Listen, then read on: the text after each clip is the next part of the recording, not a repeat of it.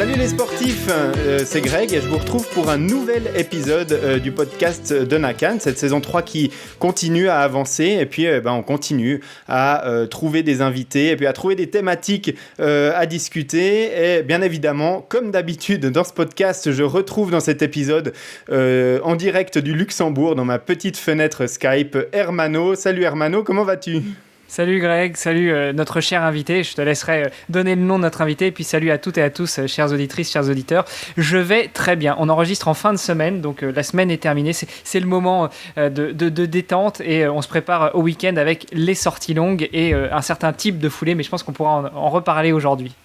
Oui, alors effectivement, on va parler de course à pied avec un invité qui, lui, se trouve au Québec. C'est vrai qu'on va chercher ces temps pas mal d'invités au Canada et puis de l'autre côté de l'Atlantique. Cet invité, c'est Blaise Dubois. Bienvenue Blaise dans notre podcast. Bonjour les gars, ça fait vraiment plaisir d'être avec vous ici aujourd'hui. Écoute, c'est vraiment un plaisir pour nous de t'accueillir dans ce podcast. Blaise, je dirais même que c'est aussi un honneur. Oui, un plaisir et un honneur vraiment que tu nous fais de participer à cet épisode. Blaise, on a décidé de parler aujourd'hui de chaussures de course à pied et de techniques de course à pied. Et puis on t'a invité en tant qu'expert de la course minimaliste parce que, à titre personnel, si je suis passé à la course minimaliste à peu près au niveau de l'année 2009-2010, donc ça fait maintenant une dizaine d'années, c'est grâce à la clinique du coureur dont tu es l'instigateur, qui a en tout cas essayé de mettre en avant la course minimaliste. Alors, et toi, tu es vraiment un expert, tu t'es intéressé à ce domaine en particulier de la course à pied chez la clinique du coureur. Est-ce que tu peux, peut-être pour nos invités, tout d'abord résumer, selon toi, qu'est-ce que c'est que l'essence de la course minimaliste ? Alors, pour ne pas aller dans l'abus de vocabulaire, il y a les chaussures minimalistes, simples, sans technologie ou avec moins de technologie. On a même un consensus d'experts international duquel je fais partie qui a défini la chaussure minimaliste. C'est quoi une chaussure minimaliste? À l'opposé de la chaussure maximaliste. On a même fait des outils pour pouvoir la quantifier. Combien minimaliste serait une chaussure entre 0 et 100%? Donc, on a des critères objectifs qui ont été validés, qui ont été étudiés. Ce qu'on sait actuellement, c'est que la chaussure a une influence directe sur la manière dont on court. Donc, plutôt que de parler de course minimaliste, je vais utiliser le terme course naturelle, c'est-à-dire celle qui date de bien longtemps, pour laquelle on a évolué, qui est la course qu'on observe chez les personnes qui sont pieds nus. Même s'il y a une variabilité dans la technique de course, il y a des tendances qui se dessinent chez les populations qui sont pieds nus. Donc, d'un côté, on a la technique qu'on pourrait appeler normale, qui est la technique observée avec les personnes qui ont des chaussures traditionnelles, maximalistes, comme 95% des Européens ont et des Nord-Américains. Et cette technique, en fin de compte, c'est une cadence moyenne de 155 pas par minute. C'est ce qu'on observe en moyenne chez les récréatifs. Donc, des pas relativement longs par rapport au dynamisme, au nombre de pas par minute. C'est une attaque talon avec un angle pied-sol d'à peu près 18 degrés moyen. Donc, la majorité se retrouve entre 15 et 25 degrés. C'est encore la normalité observée. Et c'est des techniques qui amènent des vitesses de force d'impact qui sont quand même relativement élevées, comparé à l'opposé à la technique qu'on appelle naturelle, qui est une technique, quand on n'a pas de chaussures, qui va être tendance mi-pied avant-pied, avec des meilleurs comportements de modération d'impact et une cadence moyenne chez les populations pieds nus qui est au-dessus de 180 pas par minute. Donc, je ne veux pas faire quelque chose de dichotomique parce que c'est un continuum, comme la chaussure, qui est un continuum entre le 0 et le 100% minimaliste, mais on a aux deux extrêmes les techniques qu'on pourrait appeler très protectrices et efficaces, qui sont mi-pied, tendance avant-pied, avec des cadences élevées et peu de force d'impact. Et à l'autre opposé, on a l'attaque talon prononcée, des forces d'impact plus importantes et des cadences très lentes qui sont associées à la chaussure moderne. C'était un peu long comme introduction, désolé Greg, mais voilà, il fallait que je mette un peu d'ordre là-dedans. Je pense que c'était nécessaire.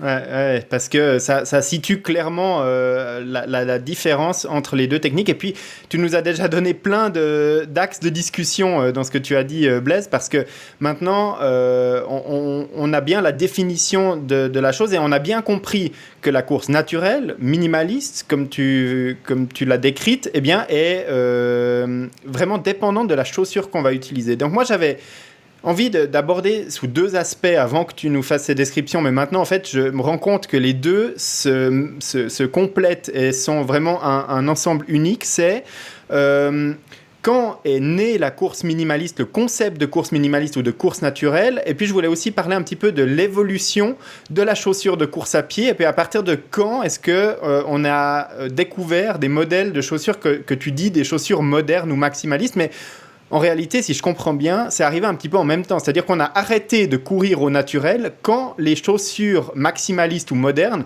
sont arrivées sur le marché, c'est ça? Alors, encore une fois, c'est un continuum. Alors, notre pied n'a pas évolué depuis 2 millions d'années. On a le même pied actuellement qu'on avait il y a 2 millions d'années. On a été pieds nus pendant tout ce temps-là. On a des chaussures pour nous protéger du froid et des surfaces potentiellement irritantes, dangereuses depuis 20, 30, peut-être 40 000 ans. Mais la plus vieille chaussure qu'on connaît actuellement a 5 500 ans. Et en fait, on s'entend, hein, une petite cuirette qui enveloppait le pied, point final. Et comme tu le disais, c'est 5500 ans versus 2 millions d'années. Donc, si on fait un pourcentage, c'est quand même une pichenette à l'échelle de l'humanité. Hein. Effectivement. Et puis là, on va aller plus loin que ça. C'est que la chaussure est restée extrêmement minimaliste jusqu'en 1960, jusqu'en 1970, 70. Donc, là, je ne sais plus. Moi, je ne vous ai pas dit, mais je suis originaire de la Suisse, immigré au Québec. Je parle à quelqu'un du Luxembourg. Là, on dit 70 ou on dit 70? Oh, on se comprend, t'inquiète pas. Nos auditeurs ont l'habitude. On se taquine avec Greg, donc ils ont l'habitude. C'est bon. Donc, voilà. Donc, jusque dans les années 1970, les chaussures restaient ultra minimalistes. Et c'est seulement depuis à peu près 50 ans, finalement, qu'on a une chaussure qui est devenue ce monstre technologique qu'on connaît actuellement. Et le gros boom a été dans les années 90, où là, ça a explosé. Les chaussures sont devenues vraiment de plus en plus grosses, avec des talons surélevés, avec des technologies de contrôle de la pronation. Et tout ça dans l'objectif, et c'est vraiment ça qui a fait évoluer la chaussure, dans l'objectif de prévention de blessures. Et c'est ça qui est intéressant parce que on était de bonne foi. Hein? Les professionnels, les scientifiques ont contribué avec les compagnies pour construire des chaussures qui essayeraient de réduire l'incidence des blessures. Et moi, je crois qu'on s'est complètement égaré. D'abord, on n'a jamais réussi à réduire l'incidence des blessures, c'est la première chose. Mais là, on est maintenant devenu complètement dépendant de chaussures à haut prix, avec plein de technologies qui sont reconnues scientifiquement comme ne servant à peu près à rien. Donc voilà, malgré le fait qu'on les a étudiés pour essayer de montrer que ça marchait. C'est toujours ça aussi qui est intéressant. Donc, je vous dirais que depuis 40-50 ans, en fin de compte, on a des chaussures très technologiques, très absorbantes, des drops. Peut se questionner pourquoi il y a un drop dans les chaussures, le fameux talon surélevé par rapport à l'avant-pied. En course à pied, c'est quoi l'avantage de ce drop? On n'en a aucune espèce d'idée. Hein? Aucune espèce d'idée. Au niveau biomécanique, au niveau prévention des blessures, au niveau performance, nous n'avons aucune idée scientifique actuellement à quoi sert le drop. Et on est monté jusqu'à des drops de 16 moyens pour redescendre il y a quelques années à des drops de 10-12. Maintenant, on est autour de ça. Et à travers tout ça, dans le contre du balancier, il y a un livre qui est sorti en Amérique du Nord qui s'appelle Born to Run. Et il y a plein de petites places émergentes qui se sont posées des questions un peu plus pour dire non mais attends, à quoi sert tout ça? Pour réaliser que ça sert absolument à rien et pour réaliser qu'on a 2 millions d'années d'évolution pieds nus pour se dire peut-être qu'on s'égare. Et c'est là qu'est né un peu le mouvement de la chaussure minimaliste, du retour au barefoot, etc., etc. Et dans tout ça, finalement, cette mode-là s'est fortement atténuée dans les quelques dernières années. Hein. Le pic a été il y a à peu près 4-5 ans. Et puis, ça a laissé place à l'opposé du balancier, les fameuses chaussures Hoka. Maintenant, on a les Nike Vaporfly et toute la gamme des ultra maximalistes. Et c'est le jeu de la commercialisation et le jeu de la popularité ou la pendule aussi de droite à gauche. Voilà, très bien. Donc, ça confirme un petit peu mon ressenti par rapport à cette, entre guillemets, mode de la course minimaliste. Dans ce contexte-là, donc moi, j'avais lu le livre Born to Run, et c'est vrai qu'il est assez inspirant comme livre. Quand on lit ça, c'est bien écrit, ça emmène le lecteur dans une histoire avec vraiment cette course à pied et puis ce peuple Tarahumara qui court les pieds nus ou en sandales, et puis vraiment, peut-être que là-dedans, il y a un petit peu d'exagération au niveau de la performance de ces Amérindiens, mais finalement, ça donne vraiment envie de courir pieds nus, et peut-être qu'il faudrait refaire une édition de ce livre pour relancer un petit peu le minimalisme. Mais dans ce contexte-là, comment est née précisément la clinique du coureur ? Alors, la clinique du coureur, moi, je suis physiothérapeute de profession. Donc, j'ai gradué en 1998. Ça fait déjà plus de 20 ans, 22, 23 ans. Et puis, dès le début de ma pratique, j'ai traité les coureurs. Et dès le début de ma pratique, j'ai développé des outils pour traiter les coureurs, comme la quantification du stress mécanique. Et je me suis questionné sur c'est quoi les chaussures qu'il faut que je leur recommande, prescrive en fonction des blessures et ainsi de suite. Je me suis beaucoup intéressé à la littérature scientifique, et j'ai commencé à faire une veille scientifique systématique de tout ce qui était écrit en médecine sur running runners, la terminologie autour de la course à pied, et finalement, en maintenant une revue systématique à jour à toutes les semaines, finalement, une discipline de suivi où je triais à peu près 300-400 articles à tous les mois. Pour vous dire que maintenant, on en trie à peu près 2500 tous les mois parce que la littérature est de plus en plus abondante. Et maintenant, il y a une équipe qui est autour de ça, dont Jean-François Esculier qui lead toute cette partie-là. C'est un gros travail, en fin de compte, de revision pour s'assurer de ne rien manquer et d'être à jour sur la littérature scientifique. Et la clinique du coureur est née comme ça. Un intérêt pour la science, la vulgariser pour l'enseigner au grand public et aux professionnels de la santé, médecins, physio, kinés, podo, etc. Et à travers tout ça, en fin de compte, la clinique du coureur s'est développée au Québec, puis après ça, a voyagé un peu. Et puis maintenant, on est 63 à enseigner, à travailler à travers le monde. On enseigne dans 15 pays et on enseigne en 6 langues. Donc, on est devenu comme la référence internationale sur ces questions fondamentales scientifiques au niveau de la prévention des blessures. Ouais, alors effectivement, c'est à travers la clinique du coureur, et notamment une conférence que toi, Blaise, tu es venu donner à Lausanne en 2009, je crois, que vraiment j'ai pris contact avec la mouvance minimaliste, et puis tu donnais une conférence vraiment très complète sur qu'est-ce que c'était, l'historique des chaussures, et puis comment faire sa transition, et puis pourquoi, et notamment il y avait Born to Run comme livre qui m'a vraiment inspiré à faire cet épisode ce soir. Il y avait ma pratique du minimalisme, et puis il y a un autre livre qui est Shoe Dog, ou L'art de la victoire, qui a été écrit par Phil Knight, le fondateur de la marque Nike. Et puis tu l'as dit, à la base, les chaussures ont commencé à devenir maximalistes pour essayer d'éviter les blessures, mais en lisant le livre de Phil Knight, j'ai aussi l'impression que lui, avec Bill Bowerman, qui était son, entre guillemets, ingénieur, il était entraîneur d'athlétisme, mais c'est lui aussi qui avait des idées d'innovation dans les chaussures. J'ai l'impression aussi qu'il recherchait peut-être un petit gain de performance dans la création des nouveaux modèles de chaussures de chez Nike au tout début de cette révolution, entre guillemets, des chaussures modernes. Oui, parce que on avait les pointes que vous appelez en Europe, mais les spikes qu'on dit en Amérique du Nord, qui étaient les toutes premières, où on mettait effectivement dans un objectif d'améliorer la performance, d'avoir une meilleure grippe au sol, de faire des chaussures qui sont pas trop lourdes par rapport aux chaussures de route qui étaient un peu plus lourdes parce qu'ils étaient faits en cuir, etc., même s'ils étaient très minimalistes au niveau de leur épaisseur. Donc oui, il y avait probablement un peu, quand on regarde l'évolution de la chaussure, elle a grandement été influencée par ce désir de réduire l'incidence des blessures, et on va dire un peu par rapport à la performance, parce que jusqu'à la Nike Vaporfly 4%, qui a bouleversé le marché de la chaussure de performance, jusqu'à ce jour-là, les chaussures de performance étaient ultra simples et avaient un objectif, être le plus léger possible.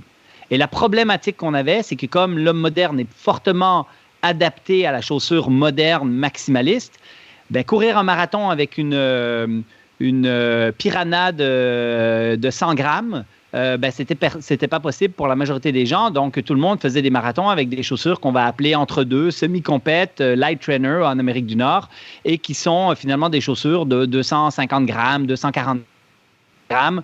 Voilà. Donc, c'était le compromis qu'on avait pendant des années. Tous les records sur marathon se battaient avec des chaussures à peu près de ce poids-là et à peu près d'une épaisseur moyenne parce qu'on n'arrivait pas à courir les marathons avec les chaussures super légères parce que trop minimalistes.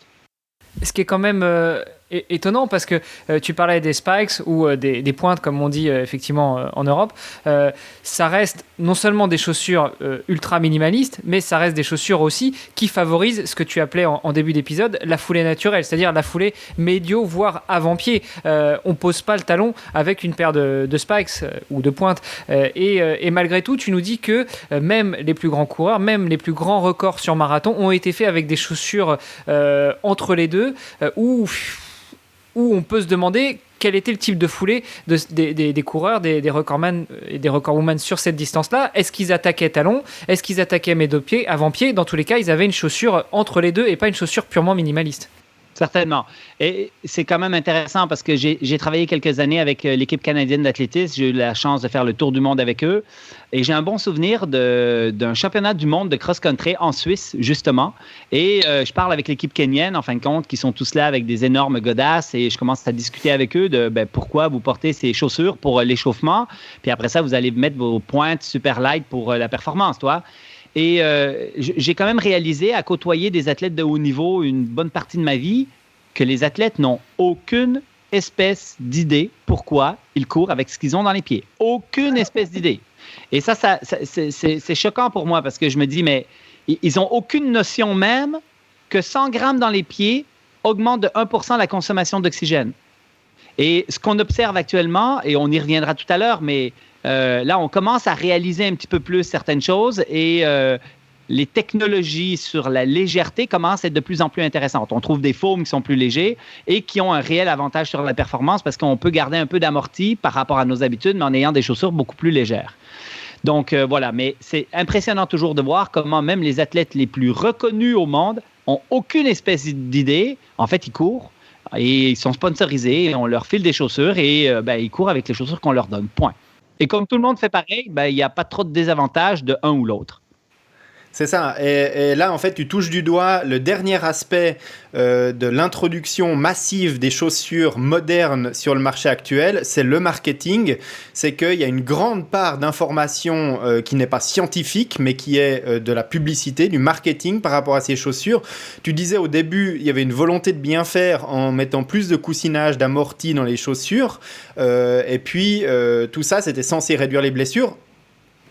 Scientifiquement, ça n'a jamais été prouvé. On n'a jamais réussi à démontrer que ça réduisait les blessures. Par contre, le marketing a vendu ces chaussures comme étant des chaussures qui entraînaient moins de blessures, qui apportaient peut-être plus de performance. Et c'est aussi pour ça qu'elles ont été largement adoptées. Exactement. Et maintenant, avec ce qu'on connaît les avocats en Amérique du Nord, ils lésinent pas trop avec les fausses. Donc, on est très prudent. Alors maintenant, ça va être très difficile si vous allez regarder les magazines, les revues sportives, d'essayer de trouver une terminologie qui vous dit que telle chaussure va réduire l'incidence des blessures. Vous arriverez plus à trouver ça. Mais c'est tellement ancré dans l'inconscient collectif, c'est tellement installé depuis longtemps que tout le monde considère que l'amorti, que les antipronateurs, que les technologies sont pour prévenir les blessures. Et plus que ça, ils font confiance à des marques qui véhiculent leur département de recherche et développement qui sont énormes, où ils mettent des sous, où ça a l'air géant et génial. Ils vont croire ces marques-là qui font une publicité, je vais dire camouflée, mais quand même mensongère, sur l'effet réel des chaussures. Et l'objectif de ça, il faut toujours se le rappeler, c'est qu'on valorise le prix d'une chaussure en fonction des technologies qu'on y intègre. Ça veut dire quoi? Ça veut dire que les marques ont tout intérêt à faire la promotion d'une 50aine de technologies de toutes sortes, de nouvelles, etc. Alors, d'abord, il y a l'appel à la nouveauté année après année, mais en plus, toutes ces technologies-là sont promues pour valoriser la chaussure. Alors, on a maintenant des chaussures qu'on vend plus de 300 €. C'est quand même particulier. 330 $ pour la chaussure Vaporfly 4%. Et plus la chaussure elle a des technologies, plus elle coûte cher. En fait, pour chaque 30 grammes de plus dans la chaussure, parce qu'on y rajoute des trucs, ça coûte en moyenne 6 $ de plus dans la chaussure. Si tu as plus de support d'arche, tu as un coût qui est supérieur. C'est 25% plus de prix chez une chaussure plus traditionnelle avec des technologies qu'une chaussure plus simple, plus de l'ancienne version des chaussures de performance. Et ça a été étudié sur 183 000 run repeat. Je ne sais pas si vous connaissez, mais ils analysent une tonne de chaussures et de prix associés. Et on a vraiment des tendances qui se dessinent comme ça qui sont classiques. Alors moi, je vais vous raconter un truc, ça peut paraître idiot, mais pendant un moment, je choisissais mes chaussures à la tête de la chaussure et effectivement à l'amorti. Et puis, il y a quelques années, j'ai entamé aussi une transition vers le minimalisme. J'aime pas trop cette terminologie, mais bon, on en reparlera. Et puis, maintenant, je vais plutôt choisir mes chaussures dans les rayons en solde, mais qui correspondent notamment à un certain indice de minimalisme sur un site bien connu. Je sais pas si vous connaissez, la Clinique du Coureur. C'est assez réputé pour avoir un bon indice de minimalisme et je me suis fixé comme règle de jamais dépenser plus de 50 € dans ma paire de chaussures, quelle que soit la saison de la paire de chaussures. Et depuis, je ne me baisse plus jamais aux jambes. Alors, Blaise, quel est ton avis là-dessus? Est-ce que c'est une bonne démarche ou est-ce que c'est une démarche complètement folle? Non, c'est génial. Alors, moi, ce que j'aime d'abord, c'est que tu payes pas cher parce que actuellement, il n'y a aucune corrélation entre le prix qu'on paye pour une chaussure et la prévention des blessures, la qualité de la chaussure ou quoi que ce soit d'autre. Première chose. Après, que tu ne te blesses plus depuis, je vais dire, tu es chanceux. Parce qu'il y a deux types de coureurs. Il y a ceux qui sont blessés et il y a ceux qui vont être blessés. Donc, on s'entend que ça s'en vient, mais ça ne sera pas la faute de la chaussure. Ça va être parce que tu vas avoir exagéré, parce qu'il va faire beau là dehors et tu vas faire une longue sortie qui va être trop longue. Et je pense qu'on donne beaucoup trop d'importance à la chaussure dans l'aspect prévention des blessures. Alors, non seulement les chaussures ne préviennent pas les blessures, mais ça reste un petit facteur dans l'effet de causer des blessures. Oui, bien sûr. Non, effectivement, c'était ironique cette remarque, mais je pense qu'avec la chaussure va aussi, tu l'as rappelé, le type de foulée, le type d'entraînement, la charge que tu vas donner la charge d'entraînement que tu vas faire subir à ton corps. J'en parlais encore il y a pas longtemps avec un autre ami qui s'appelle Bertrand Soulier, qui nous disait que lui, il s'est blessé en fait quand il a préparé son premier marathon. Certes, il avait entamé une transition vers le minimalisme, mais il a surtout augmenté la charge d'entraînement parce que c'était un coureur qui faisait des 10 km et il s'est décidé pour faire un marathon et on passe pas de 10 à chaque sortie à des sorties de 10, 15, 20, 25, 30 comme ça du jour au lendemain. Certainement. Alors, tu sais, si on récapitule un peu la cause des blessures, là, pour vraiment mettre les bases, 80% de la cause des blessures sont relatifs à des changements au niveau de l'entraînement.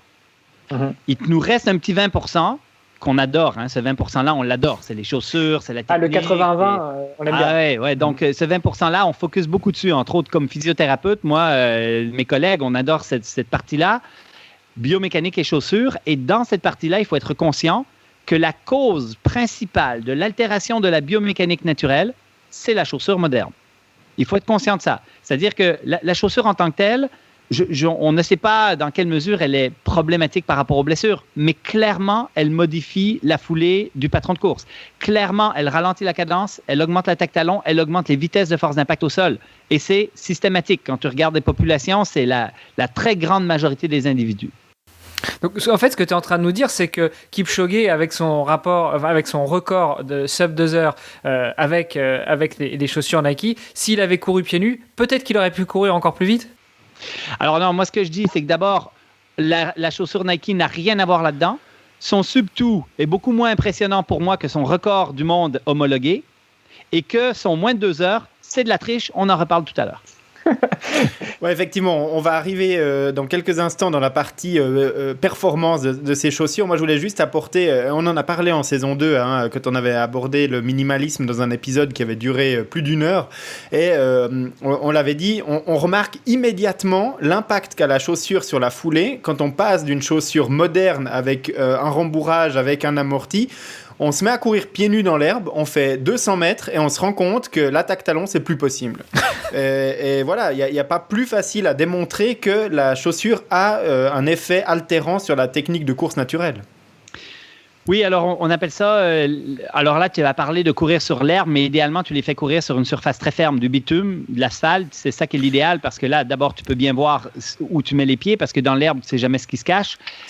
Mais d'un point de vue biomécanique, en fin de compte, si jamais tu cours sur une herbe très confortable, à la limite du sable sur le bord de la plage, il est possible que ça ne change pas totalement ta biomécanique. Parce que ce qui amène un changement de biomécanique, c'est les désirs inconscients de ton corps de modérer les forces d'impact.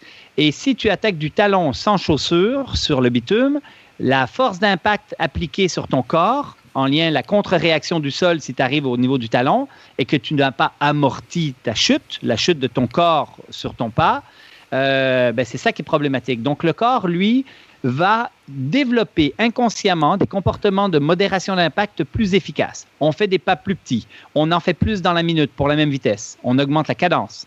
À travers tout ça, on va réduire l'attaque talon. Alors, il y en a qui vont réduire l'attaque talon de façon moyenne, modérée ou plus important, et il y en a qui vont complètement switcher sur l'avant-pied, qui vont se mettre à courir sur l'avant-pied.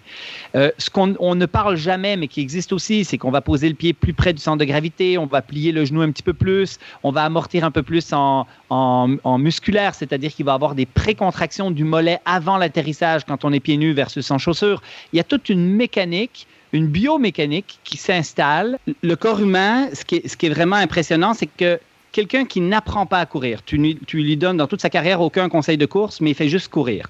À force de courir et de répéter une gestuelle, principalement si ton interférence entre le pied et le sol est mince, donc tu as moins d'interférence sur ta biomécanique, tu as moins d'altération amenée par la chaussure, tu vas inconsciemment rendre ta foulée progressivement de plus en plus efficace et de plus en plus protectrice. Ça veut dire quoi? Ça veut dire qu'on observe chez les coureurs avec de l'expérience une augmentation de l'économie de course graduelle. Souvent, on perd du VO2 graduellement, 0,5 si on continue de s'entraîner à chaque année. Mais il y a des coureurs qui, sur marathon, continuent de performer à la hauteur de ce qu'ils faisaient ou parfois même de s'améliorer parce qu'ils améliorent l'économie de course à force de courir.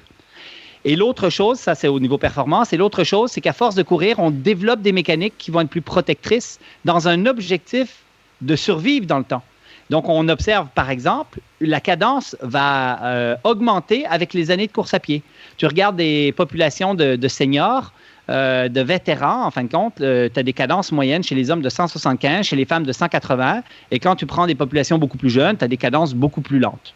Donc là clairement, hein, on arrive vers la partie performance. On va en parler dans quelques minutes. J'ai encore juste une question sur la biomécanique de course par rapport aux chaussures.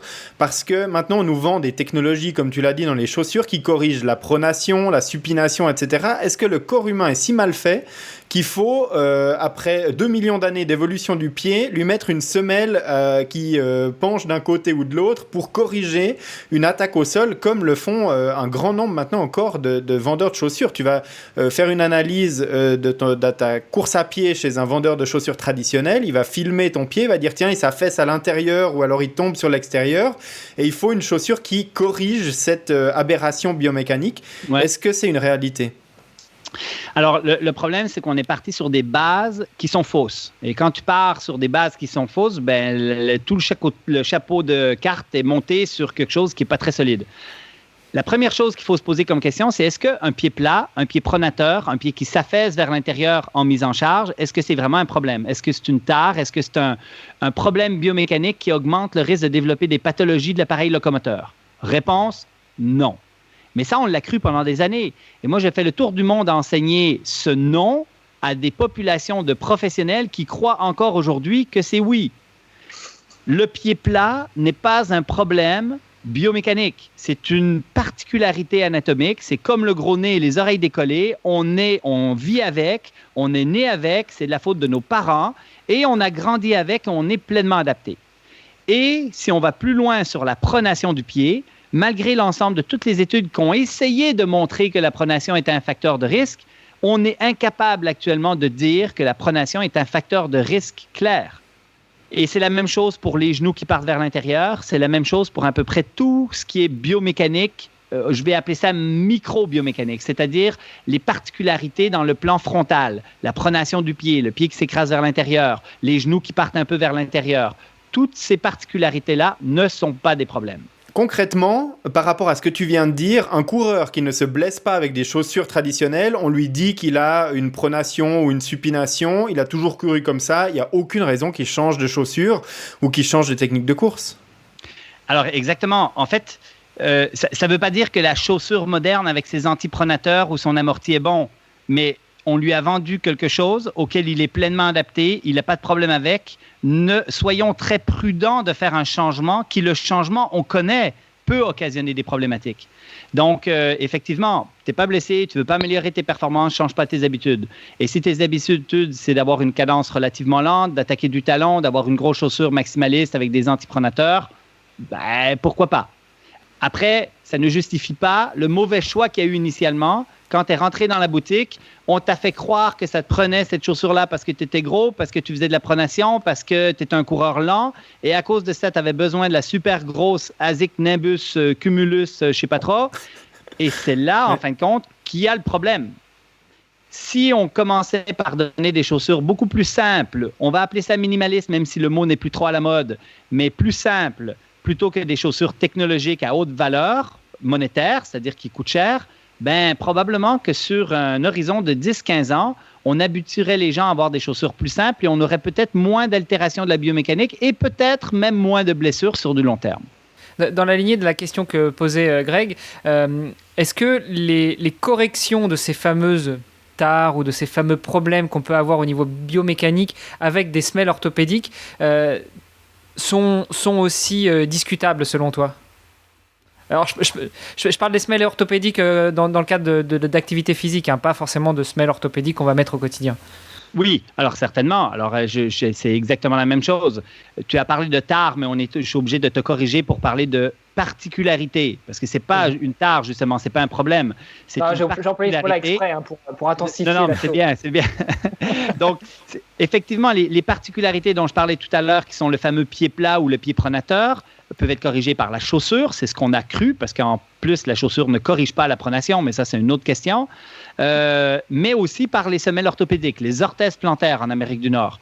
Et c'est la même problématique. Les évidences scientifiques actuellement sur l'orthèse plantaire la justifient sur du court terme, sur des pathologies particulières qui sont des pathologies de pied, dans un objectif de décharger le stress appliqué sur des tissus en particulier. Mais ça ne corrige pas la biomécanique, ça n'aligne pas le squelette, ça ne prévient pas les blessures et sur du long terme, ça a très peu d'effet ou pas d'effet sur la grande majorité des pathologies. Il se vend actuellement beaucoup trop de grosses chaussures technologiques et il se vend aussi beaucoup trop d'orthèses plantaires, de semelles orthopédiques. Bon, je crois que le message est clair, le message est passé. On en avait déjà parlé un petit peu en saison 2 quand on avait abordé la chaussure minimaliste.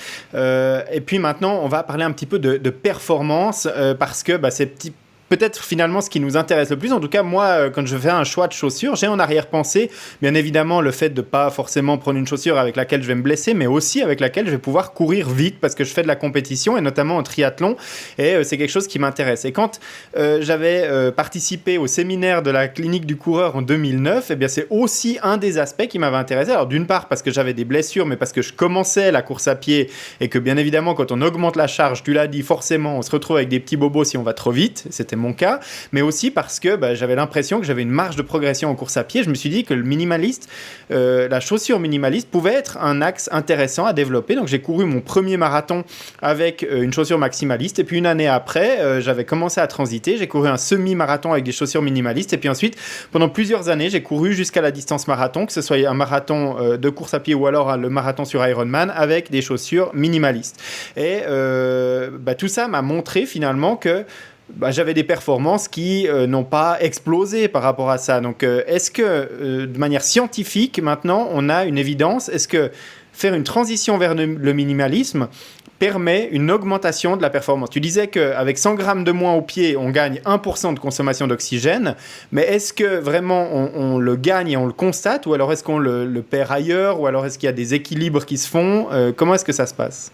La science est malheureusement pas assez claire et précise pour que je puisse te répondre oui, si tu migres vers le minimalisme, tu vas améliorer systématiquement tes performances de façon très notable dans les futures années en lien avec l'amélioration de ta foulée ou l'amélioration de ta technique de course. Ce que je peux te dire de façon extrêmement claire, parce que là-dessus, il y a beaucoup de science et il y a surtout une unanimité sur les résultats de cette science-là, c'est que plus la chaussure est légère, plus tu vas être économique à te déplacer d'un point A à un point B. les masses distales au niveau des pieds sont 10 fois plus coûteuses que les masses proximales au niveau du ventre. C'est-à-dire que 100 grammes dans les pieds, c'est l'équivalent de 1 kg sur le ventre. Donc, c'est quand même relativement significatif. Et à cause du bras de levier, le mouvement de cette masse qu'il faut mobiliser dans l'espace. Alors, c'est sûr que si tu me dis, ben moi, je faisais mes marathons avec des chaussures qui faisaient 180 grammes, ben c'est sûr que si tu vas vers des chaussures qui font 120 grammes, c'est pas énorme comme différence pour parfois une différence de confort ou etc. qui pourrait être assez important. Mais clairement, si tu avais l'habitude de faire tes marathons avec des chaussures traditionnelles, Asics Nimbus, Brooks Adrenaline, les classiques de l'industrie, en fin de compte, que la majorité des gens ont, c'est des chaussures qui font 300 à 400 grammes. OK? Donc, moyenne, maintenant, ils les ont un peu allégées, mais on est à peu près à 350 grammes. Donc là, il y a clairement un gain à faire par le poids de la chaussure sur ta performance de façon ponctuelle. Le problème, c'est que si demain, tu fais un 5 km avec des chaussures qui font 100 grammes, ben, ça va passer. Mais si demain, tu as un marathon, puis tu t'entraînes qu'avec des grosses chaussures qui font 350 grammes, je peux te prédire qu'à 10-15 km avec tes chaussures à 100 grammes, ça va commencer à être un petit peu difficile. Difficile pour tes muscles, difficile pour tes genoux, difficile pour, en fait, surtout ton pied, l'ensemble de tissus beaucoup plus stressés qu'à l'habitude parce que tu es complètement désadapté à avoir des chaussures plus minces. Mais sur le poids, il n'y a aucune question. Tout le monde est d'accord là-dessus. Finalement, si on reprend ton analyse, si on veut essayer de gagner en performance en travaillant avec plus de poids au niveau des pieds, vaut peut-être mieux se mettre les poids de cheville et malgré tout continuer à courir avec des chaussures super légères. Comme ça, le jour de la course, t'enlèves les poids de cheville et puis tu vas être plus rapide. Bon, évidemment, je caricature parce que t'auras pas la même cinétique de course, t'auras pas pris les bonnes habitudes entre guillemets, etc., etc. Mais c'est peut-être plus efficace que de courir avec des grosses chaussures. J'aime quand même bien ta question parce qu'il y a quand même beaucoup de gens qui disent, ben moi, quand je mets mes racers, mes chaussures de compète très légères, j'ai l'impression d'aller à une vitesse folle et ça m'aide même à aller vite parce que j'ai l'habitude de m'entraîner avec mes grosses godasses. Et là, c'est toujours la même chose. Moi, je fais un petit peu de vélo aussi. Est-ce que tu vas t'entraîner en fat bike ou en vélo de montagne pour être plus performant sur la route par la suite? Mais non, à un moment donné, il faut que tu t'entraînes à être efficace avec la mécanique, la performance que tu vas avoir. Donc, mais ta question, elle est complètement débile, mais elle est très bonne en même temps parce que finalement, c'est un peu ça le parallèle. Et puis, on en arrive à la question, tu l'as dit, le poids, c'est important. Maintenant, Nike, par exemple, avec les Vaporfly 4%, prétend qu'il y a 4% d'augmentation de la performance avec ces chaussures qui ont une mousse super légère. C'est vrai que c'est des chaussures qui, malgré le fait qu'elles ont le look bulky, quand on les prend en main, c'est vraiment impressionnant à quel point c'est léger pour une chaussure qui tu as vraiment l'impression qu'elle va être lourde. Et puis, dedans, ils ont cette fameuse lame de carbone. Est-ce que ça, on a maintenant un retour? Parce que c'est sûr que quand Nike est arrivé sur le marché en disant ça augmente de 4% la performance, c'était des analyses scientifiques qui ont été financées par Nike, réalisées par des labos de Nike. Est-ce que maintenant on a un recul pour dire ces chaussures-là, elles apportent vraiment quelque chose de performance? Alors, pour préciser un peu tout ce que tu viens de dire, c'est l'équipe du Dr. Cram et O'Hammer qui ont fait la première étude qu'ils ont nommée 4% en lien avec... ils ont trouvé une économie énergétique de 4% chez 18 sujets de très bon niveau, des coureurs de moins de 31 minutes. Et on a trouvé 4%. Alors, tu sais, c'est déjà des très bons coureurs, mais en plus, c'est qu'on a trouvé 4% de différence comparé à une chaussure Adidas d'à peu près même catégorie, celle qu'on utilisait pour les marathons qui faisait 240 grammes. Donc là, pour une chaussure qui n'était pas beaucoup plus légère, donc qui faisait 200-220 grammes, on trouvait une amélioration phénoménale de 4% d'économie de course et non pas de performance, d'économie de course, mais qui correspond à 3 points quelque chose % d'économie de course. Alors là, on est dans un effet qui est tellement monstre que juste ce pourcentage-là aurait permis à plusieurs marathoniens dans le monde, de façon spontanée, de faire en dessous de 2 heures dans un marathon régulier. Alors moi, quand je vois 4%, tu sais, le commun des mortels, il voit 4%, il dit, ouais, bon, ça veut dire quoi 4%? Mais bon, si on lui dit 1%, c'est déjà un peu moins intéressant quand même. Hein? Et pourtant, la réalité actuellement de l'amélioration des performances avec cette chaussure-là, elle est plus autour de 1%. parce que maintenant, on a quand même plusieurs études qui ont été publiées depuis cette étude avec l'Université du Colorado, mais sponsorisée par Nike. Dr. Cram travaille très étroitement avec Nike depuis plusieurs années. C'est sûr que moi, comme un critique scientifique, je suis extrêmement suspicieux de résultats hors normes qui sont vraiment phénoménales, qui sont énormes.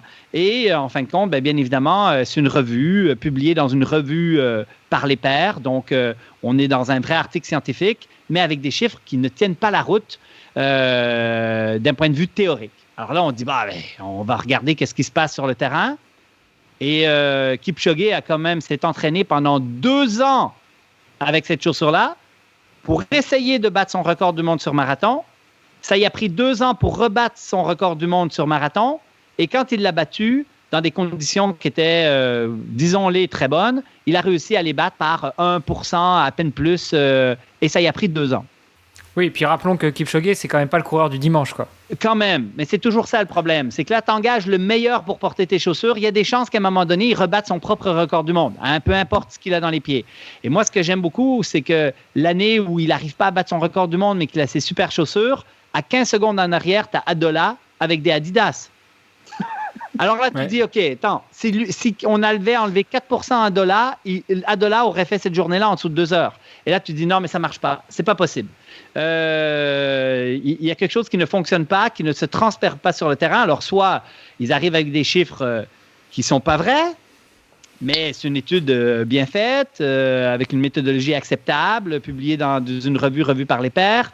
Donc, tu te dis, il faut au moins la reproduire. Et là, depuis, il y a quand même plusieurs papiers qui ont été reproduits, dont nous, on a fait une étude en Nouvelle-Zélande où on est arrivé avec des chiffres quand même pas mal différents de ces 4%. Donc, voilà. Mais pourtant, il y a une année à peu près, World Athletics, donc la Fédération internationale d'athlétisme, a dit maintenant ça suffit avec l'évolution technologique de ces chaussures parce que ça va créer des inégalités. Donc maintenant, on met des limites. Il n'y a pas plus que tant d'amorti, il n'y a pas plus qu'une lame de carbone à l'intérieur des chaussures parce que on veut une équité dans nos courses. Donc est-ce que eux, ils ont eu accès à des revues scientifiques autres ou des données qui aurait pu montrer que ça crée une inéquité au niveau de la course? Non. Alors, c'est ça qui est génial. C'est que quand on a appelé au dopage technologique, ça a été la meilleure pub pour Nike qu'on a réussi à faire. Mais alors, si tu me poses la question, est-ce que l'IAF a des données qui n'étaient pas connues de nous, le grand public ou des scientifiques? Mais pas du tout. Et maintenant, quand il y a des données valables, alors là, maintenant, on a sur grande échelle, on a des mesures, en fin de compte, de l'amélioration des chronos sur marathon. On a plein de choses. Et finalement, que l'IAF soit obligée de statuer sur des normes pour pas qu'on fasse des éléphants, puis des échasses, puis des trucs hors normes, c'est correct. Mais en fin de compte, encore une fois, c'est une superbe pub pour Nike. Et on pourrait vraiment élaborer sur ce sujet-là. J'ai fait des petits vidéoclips qui les expliquent un peu, mais Nike a extrêmement bien réussi la commercialisation de sa chaussure. La première chose qu'il a fait, c'est qu'il a fait croire à un gros effet. Quand on parle de gros effets, là, le fait de nommer la chaussure 4%, c'est une des premières choses. Faire une étude scientifique, c'est une autre chose pour faire croire à cet effet-là. Puis après ça, on a sorti l'annexe. L'annexe, ça voulait dire 1% de plus. Hein? C'est ça. Voilà, donc on est vraiment dans la première chose, faire croire à un effet monstre. La deuxième chose, influencer l'inconscient collectif. Faire un marathon en dessous de 2 heures où tu engages des lièvres, tu mets une Tesla en avant qui coupe le vent, tu calcules c'est quoi l'aspiration, puis après ça, tu refais le projet parce qu'il n'a pas marché la première fois, même si tu as investi 25 millions. Et là, tu as 41 spacers, drafting de la voiture. Bien évidemment, c'est non homologué parce que c'est comme si tu fais un 100 mètres en mettant des gros souffleurs en arrière pour essayer de battre le record du monde. Ça fait juste pas de sens, toi. Non, c'est sûr. Et puis là, il y avait des cyclistes qui lui apportaient le ravitaillement. Enfin bref, tout ce qu'on ne voit pas sur une course. Quoi. Mais puis encore ça ne me dérangerait même pas. Moi, ce qui me dérange, c'est l'aspiration par la voiture et par les lièvres qui changent à tous les kilomètres pour être sûr de l'amener sur ses... Alors là, on arrive à marquer l'inconscient collectif avec la performance en dessous de 2 heures, qui pour moi n'a pas une aussi grande valeur que son vrai record du monde, mais en focusant sur les chaussures. En focusant sur ces 3 lames, là, on était rendu à la alpha quand il a fait en dessous de 2 heures. Fait que, tu sais, tu fais croire un gros effet, tu influences l'inconscient collectif, tu t'assures que tout le monde les porte, donc tu engages à peu près tous les meilleurs marathoniens de la planète à porter tes chaussures. Et ceux qui les ont pas, ben, bien évidemment, ils voient ça. Qu'est-ce qu'ils veulent faire? Ils veulent acheter les chaussures. Et puis après ça, on rajoute une couche par-dessus ça, c'est qu'on bonifie l'effet placebo de ces chaussures-là. On met un prix qui est exorbitant. Là, comme effet placebo sur la chaussure, c'est un autre must. On en fait la norme, hein, parce qu'on regarde les stats. 2018, tu avais à peu près moins de 10% qui avaient cette chaussure-là, parce que c'était tout nouveau. 2019, tu as 40%. Maintenant, les marathons en dessous de 3 heures, c'est une grande majorité des gens qui ont ces chaussures-là, qui ont un Nike ou qui ont une chaussure moderne. Et maintenant, c'est devenu la norme parce que toutes les marques ont embarqué. Donc, tous les marathoniens qui font en dessous de 3 heures, ils ont tous ces chaussures-là, ou presque. Oui, parce que maintenant, chaque marque, pour rester active sur le marché, doit proposer son modèle. Hein. On sait que Adidas, maintenant, a sorti 2 modèles. ASICS en a sorti plusieurs aussi. On a Hoka qui avait déjà des lames de carbone. Mais pourtant, ces chaussures à lames de carbone, donc là, tu le dis maintenant, c'est vraiment le marketing qui a donné, parce que depuis la fin des années 90 ou depuis la fin des années 90, on avait des Reebok avec des lames de carbone à l'intérieur. On a une paire d'Adidas qui était un échec commercial, mais qui avait une lame de carbone à l'intérieur. Au milieu des années 2000, moi, dans le monde du triathlon, je me souviens de la marque Zoot qui avait intégré une lame de carbone dans ses Ultra Race. Pourtant, ça n'a pas été un carton commercial. Il n'y avait pas de gros bruit par rapport à la performance.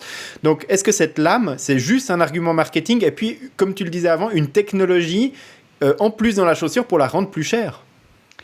Et je vais te dire, certainement, les dernières études sur la lame de carbone, et dont Hugh Kammer, qui a fait la première étude et qui travaille pour Nike, ils ne sont pas convaincus que la lame de carbone fait une grosse différence au niveau de la performance.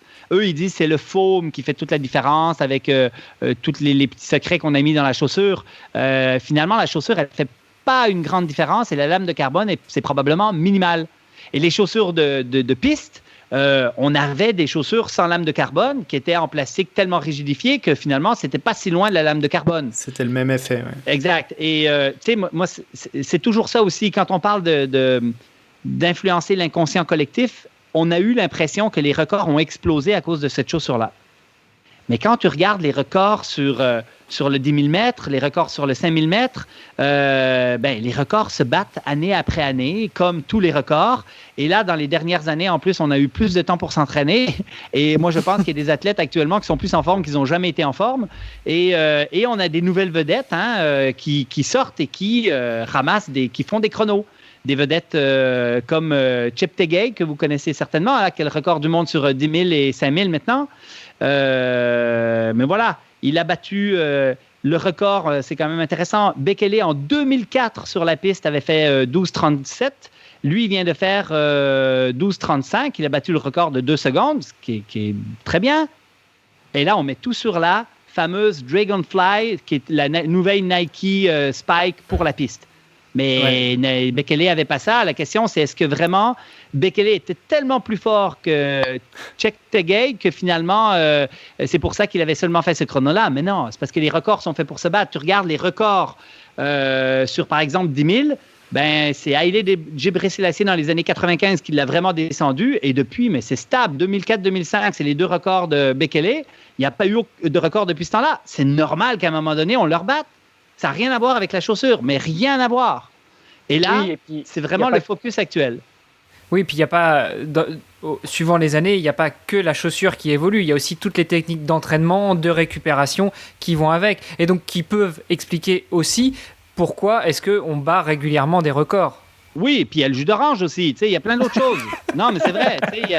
Il y a plein d'autres choses aussi qui viennent influencer. Moi, j'adore parce que ça a commencé avec un super chrono. Je ne sais pas si vous vous souvenez, Kiptoum, 2018. Il fait le record du demi-marathon. Il fait 58,18 à Valence. Et puis, il fait son record de 10 km dans son demi. Et on se dit, mais my God, la chaussure, aucun sens, cette chaussure-là. Et là, il s'est fait prendre pour doping. Il a un passeport biologique complètement non adéquat. Puis là, son record a été retiré. Mais bon, quand même, ça a marqué les esprits. Et moi, ce que j'aime beaucoup là-dedans, c'est les contre-exemples. Qui est-ce qui arrive à faire des records sans avoir cette chaussure-là? Parce qu'on a eu le Ronex Kipruto qui fait un 10 km en 26-24 sur route. Et là, on dit, oh là là, moins 14 secondes, ça n'a aucun sens. Certainement encore la chaussure. Le problème, c'est qu'il avait l'Adidas Takumi, une petite chaussure minimaliste bien mince. Et voilà, puis son record tient encore. Ça a été fait le 12 janvier de 2020. Et ce record-là va se faire battre prochainement par Cheptegei, parce que Cheptegei, il est vraiment trop fort actuellement. Il a les records sur cross aussi, c'est-à-dire que lui, il est champion du monde de cross, où là, la chaussure, on s'entend, elle a pas mal moins d'influence. Il a les records sur piste et il fait les records sur route. C'est l'homme de l'heure en demi-fond actuellement. En fond, clairement, il va battre le record de l'autre. Et il va le battre avec quoi? Avec les grosses chaussures Nike, parce que c'est ce qu'on lui a dit de porter, parce qu'il est sponsorisé par la marque Nike et qu'on fait la promotion de ces chaussures-là. Moi, je voulais revenir sur un truc, excuse-moi Greg, je te coupe, mais je voulais revenir sur un truc que tu disais tout à l'heure par rapport aux 4%. Tu nous disais très clairement que ce n'était pas 4% d'amélioration de la performance, mais que c'était 4% de l'économie de course. En tout cas, c'est ce que démontrait cette étude.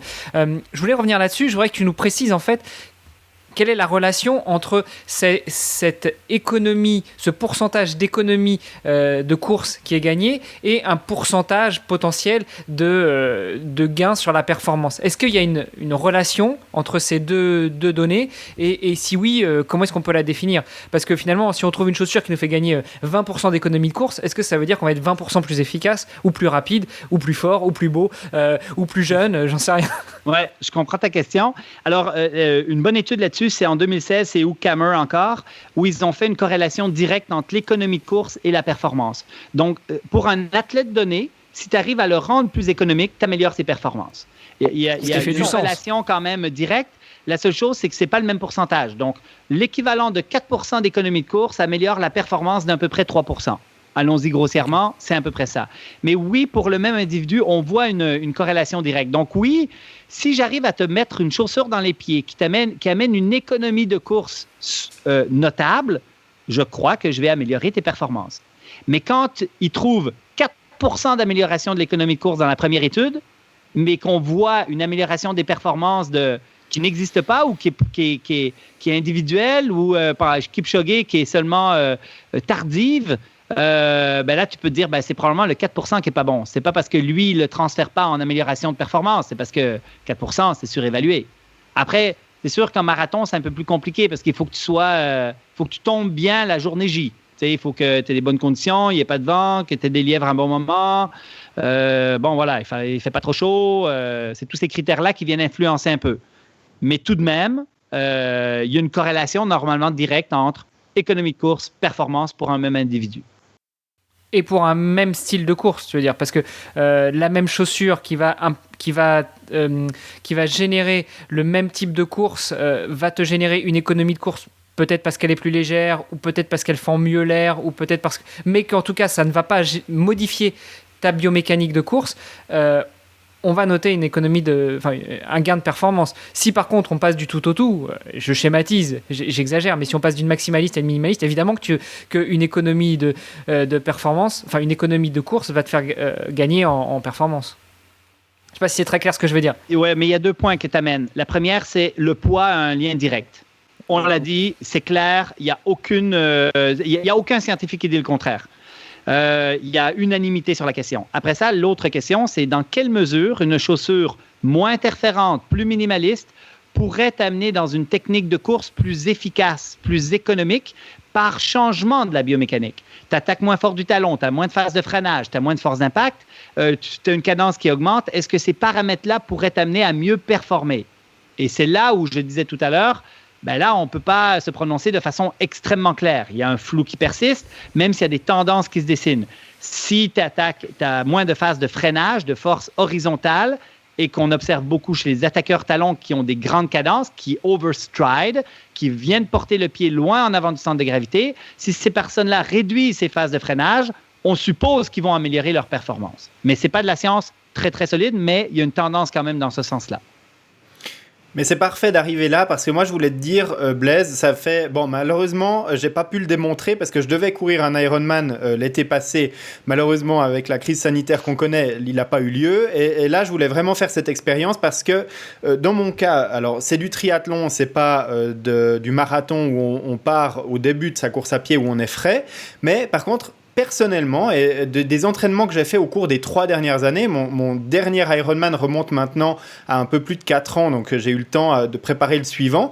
Et personnellement, je pense que ces chaussures-là, qui sont... j'ai commencé avec les Vaporfly 4%, et puis maintenant j'ai une paire de Next Percent pour faire la suite de mon entraînement, et je suis convaincu que ça va me permettre une grosse augmentation de ma performance sur la course à pied, non pas parce que la lame de carbone va me permettre de courir à une allure supérieure, non pas parce que je vais avoir une économie au niveau de la consommation d'oxygène, mais tout simplement parce que quand on a fait 180 km de vélo puis qu'on arrive sur la course à pied, on est fatigué, on a les jambes qui sont lourdes. Quand j'ai des chaussures minimalistes, moi le dernier Ironman que j'ai fait, je l'ai couru avec des chaussures de course à pied qui étaient les ASICS Piranha SP4. Et ces chaussures-là, elles sont extrêmement fines, et déjà courir un marathon, je l'avais fait avant à sec, c'est challenge avec ces chaussures-là parce que vraiment il y a une grosse sollicitation des muscles du mollet et puis de la jambe en général. Et sur Ironman, ce qui se passe au bout d'un moment, c'est que mes mollets sont tellement fatigués qu'ils supportent plus la course attaque avant-pied ou mid-pied, et puis forcément je commence à attaquer un petit peu plus du talon, un peu plus, et au bout d'un moment j'arrive plus à courir parce que je suis épuisé au niveau de mes jambes, et puis les chocs d'impact sont trop importants, ça me fait trop mal, et je suis obligé de ralentir drastiquement ma course, voire de marcher. Et moi, mon gain de performance avec ces nouvelles chaussures, il va pas se faire parce que la lame de carbone va me permettre de gagner 3 secondes au kilomètre, mais tout simplement parce qu'ils vont me permettre de continuer à courir à une allure raisonnable sur 42 km, alors que j'aurais été épuisé après 30 km si j'avais eu des chaussures minimalistes. Et je pense qu'on a parlé jusqu'à maintenant de coureurs d'élite, de coureurs qui n'ont aucun problème à courir 42 km à bloc, quelle que soit la chaussure qu'on leur met au pied. Mais si on prend des coureurs populaires, tu as parlé de coureurs de 3 heures, etc. sur marathon, mais si on prend des coureurs qui me ressemblent un peu à moi, donc qui sont aux alentours de 3h20 sur un marathon, je pense que là, le gain, il est plus important parce que c'est des coureurs qui vont pouvoir maintenir leur allure plus longtemps avec ce type de chaussures, même si tous les jours, je m'entraîne avec des minimalistes pour avoir la foulée la plus efficace, pour avoir la dynamique de course, l'économie de course la plus efficace. Mais je fais mes sorties longues de temps en temps avec des chaussures un peu plus grandes, avec un peu plus d'amorti, de cushioning. Et puis, je suis convaincu, et je vais essayer dès que je pourrai refaire un Ironman, de gagner du temps sur le marathon grâce à cet effet-là. Alors, je peux te challenger un peu là? Alors, vas-y, aucun problème. Est-ce que je vais chercher un gong pour faire les rounds? Alors, je te challenge. Est-ce que tu penses que si tu faisais ton marathon avec, par exemple, des ASICS Nimbus, donc ont un degré d'amorti qui est, admettons, un peu similaire, ou des OK, je ne sais pas trop quoi, mais qui pèse 300-350 grammes, est-ce que tu penses que ta performance serait aussi élevée? Alors non, parce que tu l'as dit, et j'adhère tout à fait au fait que des chaussures lourdes, c'est une perte en consommation d'oxygène trop importante. Exact.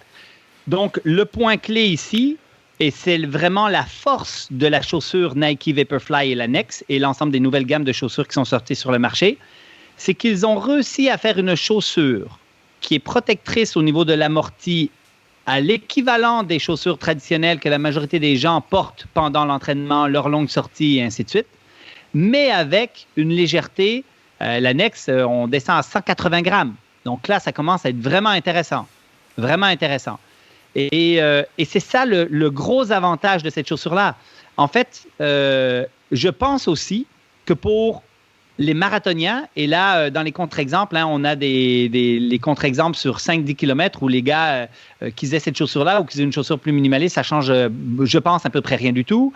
Mais quand on arrive vers le marathon, il y a cette fameuse question de la fatigue musculaire, cette question de la préservation musculaire en lien avec les micro-déchirures amenées par le traumatisme et la vitesse, et surtout chez les personnes non adaptées à des chaussures plus minimalistes. Alors là, je vois que tu as intégré la chaussure minimaliste, mais 95% des coureurs qui font du marathon n'ont pas intégré de chaussures minimalistes. Donc, eux, courir avec une chaussure légère, c'est à peu près impossible. Et la chaussure Nike et les autres gammes similaires, c'est des chaussures super light qui sont maximalistes. Même rigidité, voire plus que les chaussures traditionnelles. Même épaisseur, même drop. Il n'y a pas de technologie de stabilité tant que ça, et ça, c'est une des problématiques parce que parfois, ça peut être un peu instable. On voit quand même des personnes qui se blessent avec ça en lien avec cette instabilité secondaire à cause de la mollesse, mais ça reste une chaussure maximaliste, mais avec la caractéristique minimaliste du poids. Et c'est parce que c'est le seul critère qui compte vraiment, ben, ça devient une chaussure intéressante pour le coureur qui veut faire un marathon, qui veut faire une longue distance, qui sait qu'il casse après un certain temps, qui n'a pas toute la préparation nécessairement pour le faire et qui finalement, cette chaussure-là, il arrive à courir avec une chaussure légère qui mime sa chaussure d'entraînement. Donc objectivement, tu le dis, ça peut amener un marathonien amateur qui court en 3h30 à améliorer ses performances par rapport à une chaussure soit plus lourde, tu l'as dit, qui va lui consommer plus d'oxygène, donc pour lequel il va perdre en performance, donc ça, il va gagner avec une chaussure plus légère, ça c'est clair, évident. Ouais. Et puis aussi, s'il mettait une chaussure du même poids que la Vaporfly, mais qui est vraiment minimaliste, il va avoir une fatigue musculaire très importante au cours de sa course. Et puis, à la fin, il va s'effondrer au niveau musculaire. Et puis, la Vaporfly va lui permettre d'aller jusqu'à la fin de la course en économisant ses muscles, entre guillemets. Et donc, à ce niveau-là, il peut gagner en performance quand même. Alors, ça peut être une explication, en fin de compte, de l'amélioration de la performance sur marathon pour un certain nombre de personnes. Parce que quand on regarde, en fin de compte, l'amélioration des performances sur marathon, en fin de compte, on est autour de 1 à 1,5 % quand on évalue des populations qui ont porté ces chaussures-là. La problématique qu'on a avec ça, en fin de compte, c'est que ça, c'est si on fait un rapport de poids. Hein, parce que si tu pars d'une chaussure lourde à celle-là, ben là, tu peux avoir une amélioration qui est très considérable. Pas juste à cause du poids. L'autre chose qu'il faut considérer, on n'en a pas parlé du tout, hein, mais il y a des études qui montrent que quand tu changes de chaussure, même si c'est pour exactement la même chaussure, tu as 50% de chances de faire un PB sur ta course, chez le récréatif. Alors PB, juste pour préciser, s'il y a des gens qui sont pas au fait de ces terminologies, PB comme personal best, donc un record personnel. Record personnel. Exact. Fait que j'ai élaboré un peu sur l'étude du New York Times que vous avez peut-être déjà vu sur la collection de données Strava, qui est quand même intéressante parce qu'ils ont collecté 500 000 temps de marathon, Strava général. Puis bien évidemment, il n'y a pas que des athlètes, hein, il y a toutes sortes de monde sur ces choses-là, des athlètes et des moins athlètes. Et là, ils observaient en fin de compte qu'il y avait 4 à 5 d'économie de course, d'amélioration de performance en fin de compte versus les autres chaussures de la Nike. Ouais, c'est là que j'allais arriver, c'est que chez les amateurs, c'est peut-être plus important cette amélioration que chez des élites qui courent déjà quasiment au maximum de ce qu'on peut faire. Oui, mais c'est surtout important parce qu'on leur offre une chaussure légère. Ça, c'est la première chose. Parce que ce qui est très intéressant, c'est que la probabilité de faire un record personnel lors d'un changement de chaussure, OK, il est de 50% d'une amélioration de 1,5% de ton chrono. Tu as une chance sur 2 d'améliorer de 1,5 si tu achètes une ASIC Cumulus. C'est l'effet placebo de la chaussure neuve? Clairement. Et si jamais tu achètes une Nike Streak, tu vas avoir une amélioration de 3,2% dans 64% des cas. Et si jamais tu achètes la Next, tu as une amélioration de 4,8 dans 73% des cas. Ça veut dire quoi? Plus les règles de tout ça, c'est assez simple. Il faut que tu changes. Plus tu achètes cher. Voilà, il faut que tu changes. Il faut que tu payes cher. Il faut que tu achètes par contre une chaussure qui, plus elle est légère, plus tu vas t'améliorer. Ça, c'est assez clair. Et puis en plus, il faut que tu y crois. Alors si en plus, toi, tu t'achètes la chaussure qui vaut $330, qui est la Vaporfly 4%, la Next, et puis que tu la mets dans les pieds et que tu as des sensations qui disent « Ah ben c'est super », tu es vraiment parti déjà pour améliorer ton chrono d'emblée. Tu as une nouvelle chaussure, tu y crois, tout le monde qui l'a bat ses records, et en plus, tu as une chaussure qui est plus légère que toutes celles que tu as eues avant. Et ça, c'est significatif. Puis de toute façon, tu es plus léger parce que tu as lâché 330 billets, donc de toute façon, tu es plus léger. Voilà. Donc, si je reprends l'exemple de Greg, moi, ce qui m'intéresse dans Greg, c'est que lui, il a déjà fait des marathons en Piranha, donc des chaussures très light, très minces, mais aussi de 100 grammes, donc très légères. Alors, la question, c'est est-ce qu'un peu d'amorti, pour toi, ça peut te permettre d'être moins cassé à la fin de ton marathon? Possiblement, peut-être.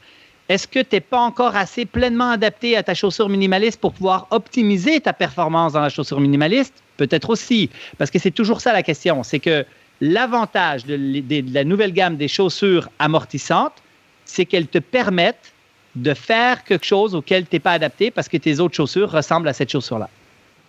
Ouais, alors ça c'est sûr. Moi, je me suis posé la question vraiment sur Ironman parce que l'Ironman c'est très particulier. On est déjà très fatigué par le cyclisme au début du marathon, et quand là on commence à courir avec des chaussures minimalistes, eh bien voilà, la foulée elle n'est pas celle qu'on aurait au départ d'un marathon jusqu'au 35e kilomètre du marathon, parce qu'on est déjà cassé par le vélo, parce qu'on a le dos qui fait mal, parce qu'on n'arrive pas exactement à l'économie de course qu'on aurait si on partait tout frais, et à ce moment-là emmener des chaussures minimalistes, c'est déjà compliqué. Et après 25 km, moi j'ai vraiment les mollets qui s'effondrent, je commence à avoir une attaque talon qui commence à faire mal dans les genoux et dans le dos, et là je suis obligé de ralentir la cadence parce que mes pieds, mes jambes n'arrivent plus à me porter à ce niveau-là. Donc là je parle vraiment de l'Ironman. Ouais. Si je devais partir maintenant sur un Ironman, c'est sûr que je prendrais une chaussure qui est plus coussinée, qui a plus d'amorti que mes Piranha. Je referai plus un Ironman avec des chaussures minimalistes parce que voilà, j'ai presque l'intime conviction que je n'arriverai pas à m'entraîner de telle manière à pouvoir les emmener sur 42 km. La question, elle est différente, la question que tu poses par rapport au marathon. Si je devais partir sur un marathon à sec aujourd'hui, je ne sais pas quel type de chaussures je mettrais. Ça dépend aussi probablement de l'entraînement que je fais. Des Piranha SP3 ou équivalent, pourquoi pas, mais il faudrait vraiment que j'aie pu m'entraîner spécifiquement en course à pied sur des sorties très longues et que je me sente très bien avec ces chaussures. Oui, mais ça m'intéresserait aussi, juste pour la réflexion, de partir avec mes Vaporfly pour savoir si je pourrais pousser un petit peu plus ma performance. Mais ça veut dire qu'il faut que je les intègre à l'entraînement parce que je ne vais pas partir en course avec des chaussures que je n'ai pas courues à l'entraînement. Moi, j'ai une question pour toi. Si tu t'enlignes sur un 5 kills, un 10 kills, laquelle des chaussures tu préfères? Aujourd'hui, je vais partir avec des minimalistes que je cours la plupart du temps quand je fais du fractionné ou quand je fais de la course de 10-15 km. Donc là, ce sera des minimalistes ou alors des chaussures. J'utilise pour faire mes fractionnés maintenant des chaussures qui sont un tout petit peu plus coussinées que les ASICS Piranha. Mais voilà, c'est dans cette gamme-là. Je n'utiliserai pas des maximalistes pour aller faire un 5 ou un 10K. Parce que c'est toujours ça la question, c'est que si la chaussure la plus performante pour un 5 km ou un 10 km, c'est tes chaussures les plus light, qui font 100 grammes et qui n'ont pas beaucoup d'amorti, et que la raison pour laquelle tu ne les portes pas, c'est que tu ne les tolères pas pendant ton marathon, parce que le marathon, ça commence à être plus long, puis là, ça casse un peu plus longtemps, on n'est que dans une problématique d'adaptation. Alors, la question, c'est est-ce que j'ai le temps de m'adapter? Est-ce que j'ai le temps de m'entraîner pour ça? Donc, tout ça revient. Mais ça n'empêche que la chaussure la plus performante actuellement, on n'est pas capable de dire que c'est la fameuse grosse chaussure à lame de Nike, la Next, sur un 5 ou sur un 10. C'est ça le point, c'est que si elle amenait vraiment une économie de course très importante, de façon généralisée, parce que je vais vous donner les conclusions un peu sur tout ça dans un instant, parce que finalement, cette chaussure-là peut avoir une place intéressante, comme tu le disais, mais il y a beaucoup de surfaits. Quand on regarde...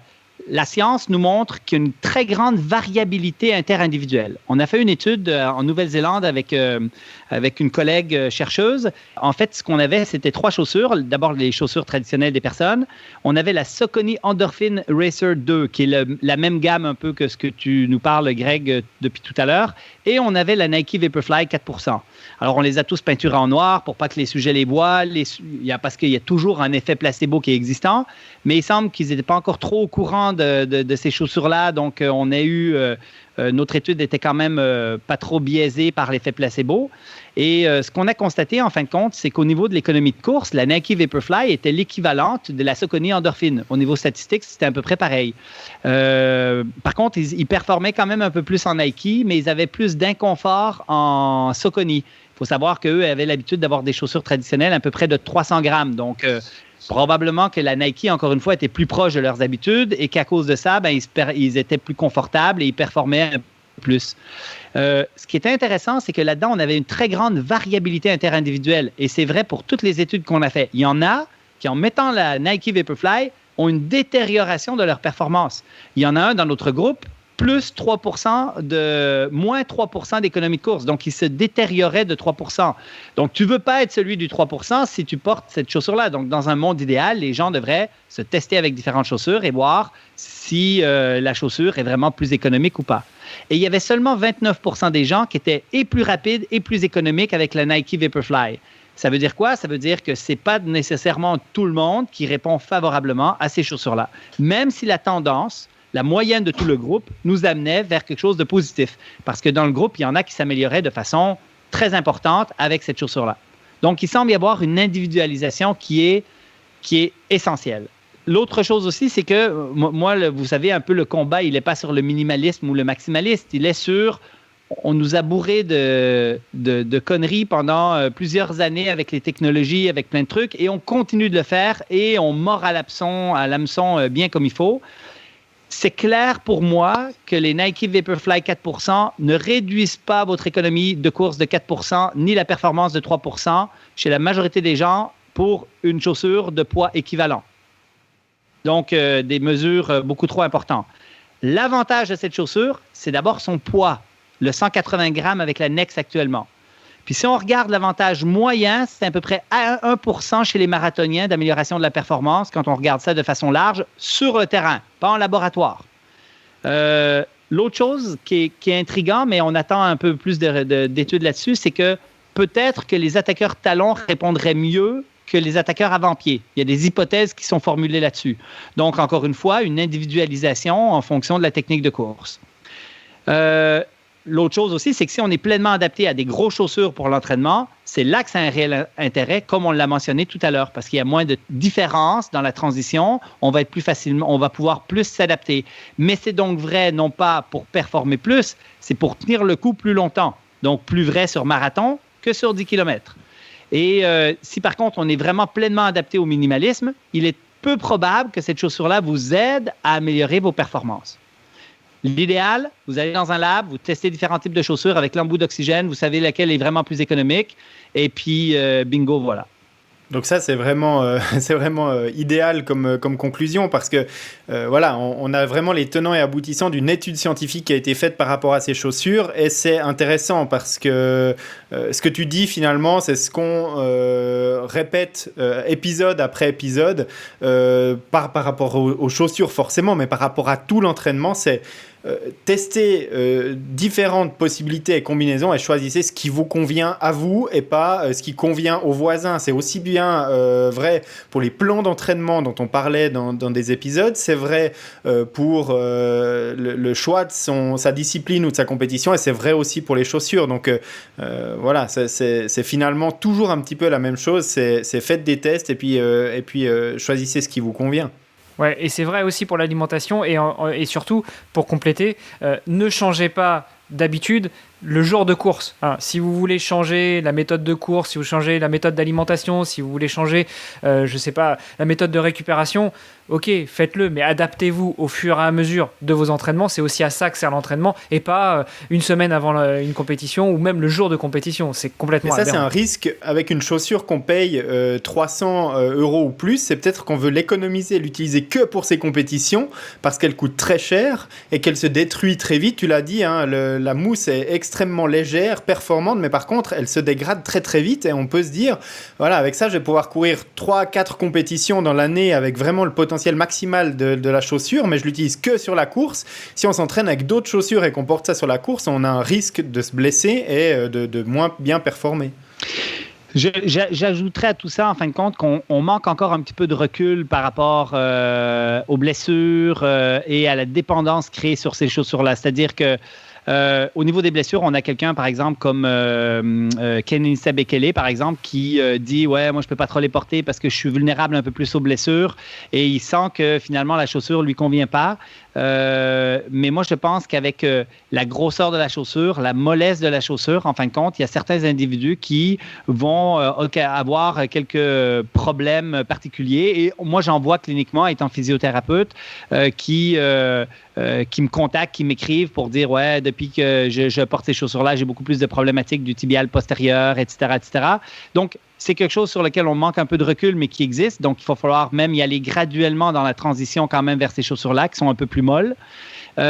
Et après ça, il y a toujours la question de dépendance, quoique c'est peut-être pas un gros problème parce qu'on est déjà dépendant des grosses chaussures, la majorité des gens. Et là, on resterait dans de la grosse chaussure, mais clairement, on ne se sévrera pas de notre dépendance. Ce que je vois, moi, c'est des athlètes qui avaient l'habitude de courir avec des chaussures plus minimalistes, qui vont tout d'un coup commencer à courir davantage avec cette chaussure-là et qui sont totalement incapables maintenant de revenir à des chaussures plus minimalistes s'ils font un 5 ou s'ils font un 10 ou parce que ils la tolèrent tout simplement plus. Voilà. Ouais, il y a un risque d'accoutumance à cette chaussure-là qui est important, et psychologiquement, et aussi, moi j'ai justement eu envie d'utiliser cette chaussure pour essayer de faire de l'économie musculaire sur mes très longues activités, notamment le triathlon, mais aussi de ne pas l'utiliser systématiquement à l'entraînement pour pas qu'elle dégrade ma biomécanique de course et les bonnes habitudes que j'ai prises depuis maintenant 10 ans avec mes chaussures minimalistes. Donc voilà, c'est un juste équilibre à trouver à ce niveau-là.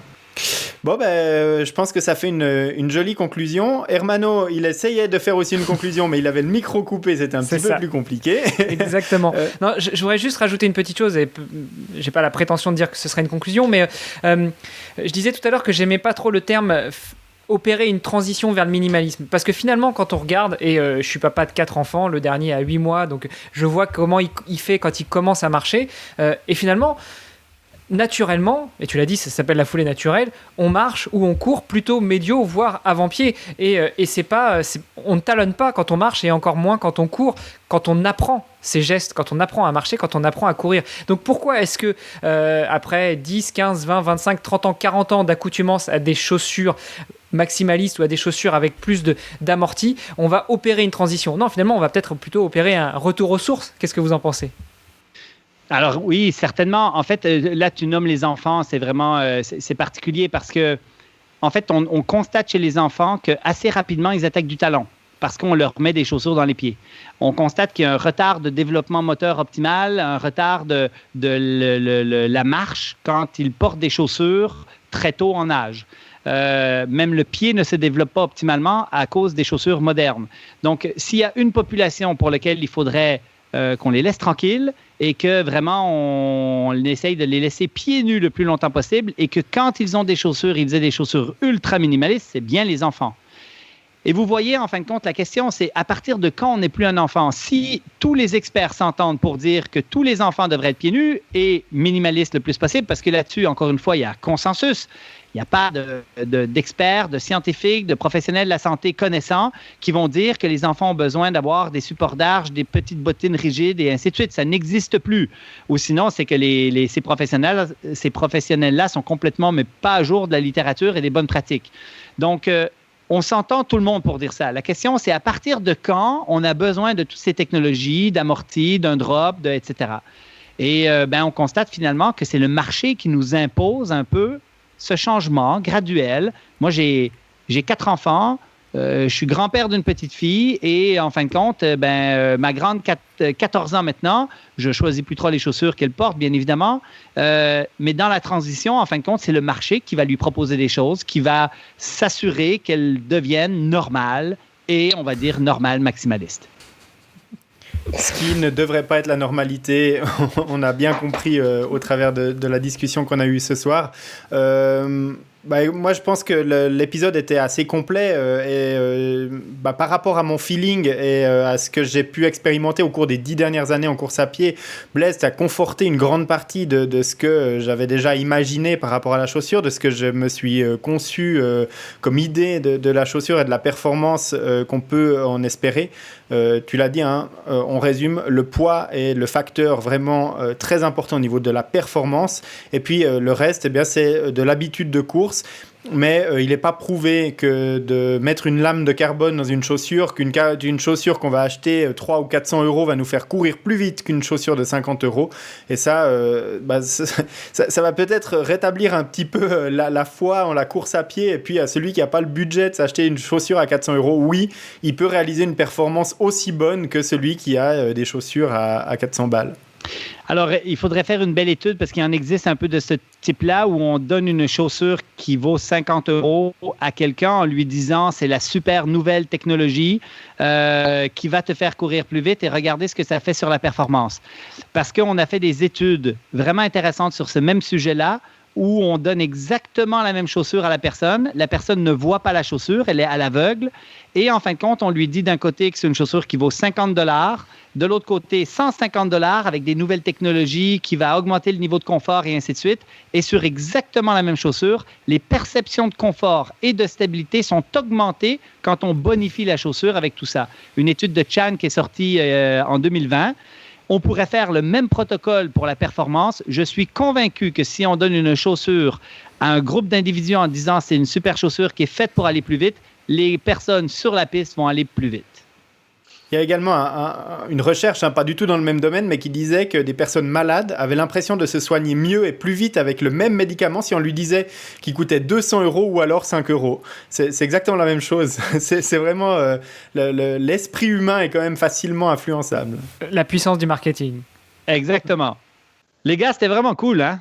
Super, Blaise, merci beaucoup, vraiment merci déjà d'avoir répondu à notre invitation. On l'a dit avec Greg en début, on est honoré de t'avoir reçu. Merci pour toutes ces précisions, à l'appui de données scientifiques, ce qui est plutôt la panacée de Greg d'habitude. Et puis Greg, tu as commencé, je te laisse conclure cet épisode.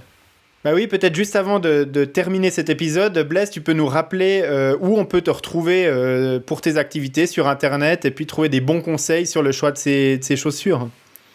Alors maintenant, on est toute une équipe à la Clinique du Coureur qui nourrissent le site web lacliniqueducoureur.com. On a bien évidemment les Facebook. On a un Facebook européen, un Facebook québécois. Moi, je suis sur Twitter. Donc, la séance, ça se passe beaucoup plus sur Twitter. Donc, Blaise Dubois sur Twitter. Je suis pas très actif sur Facebook et les autres trucs, mais vous pouvez me suivre un peu partout. Et via la Clinique du Coureur, vous pouvez suivre tout ce qu'on fait au niveau recherche avec toute l'équipe de recherche qu'on a à la Clinique du Coureur. Très bien. Eh ben, écoute, on mettra tous ces liens dans le descriptif de l'épisode sur le site. Et puis, on te remercie encore une fois d'être venu nous parler de toute cette science et de toutes ces connaissances que tu as accumulées au fil du temps par rapport à la course à pied, puis aux chaussures. C'est un sujet probablement qui intéressera énormément d'auditeurs et je te remercie de l'avoir partagé avec nous aujourd'hui. Au plaisir, merci les gars. Beaucoup. Merci. Super, merci Blaise. Salut Greg, salut Armano. Ciao, ciao. Merci beaucoup.